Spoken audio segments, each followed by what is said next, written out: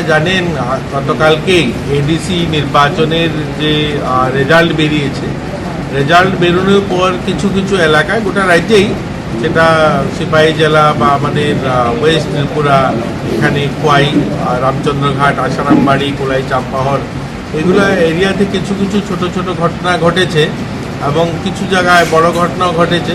আমি সকলের কাছে আহ্বান রাখবো, দেখুন গণতান্ত্রিক ব্যবস্থায় নির্বাচন হবে, হার জিত হবে, এটাই স্বাভাবিক। আর আমরা রাজ্যের উন্নয়নের স্বার্থে, যারা আজকে জিতেছে তারাও এই রাজ্যের উন্নয়নের কথা বলছে, আমরাও রাজ্যের উন্নয়নের কথা বলছি, আমরাও ত্রিপ্রাসাদের ভালো করার জন্য কথা বলছি। তো আমরা চাই, দেখুন হার জিত হয়েছে, কিন্তু কোনো ধরনের যেন ঝামেলা না হয় এবং শান্তি শৃঙ্খলা বজায় থাকে। এবং আজকে আমরা এই খোয়াই জেলার অন্তর্গত কৃষ্ণপুর বিধানসভা, রামচন্দ্রঘাট, আসারামবাড়ি এলাকার যারা রয়েছে তাদের সঙ্গে কথা বলতে এসেছি, তাদেরকে সঙ্গে তাদের যে সমস্যা যেগুলো কালকে হয়েছে এগুলো জানতে এসেছি। তো আমি আশা করব এগুলো ঠিক হয়ে যাবে এবং প্রশাসন কাজ করছে। 1-2 দিনের মধ্যেই খুব স্পিডলি আবার এরা বাড়িতে সবাই থাকবে।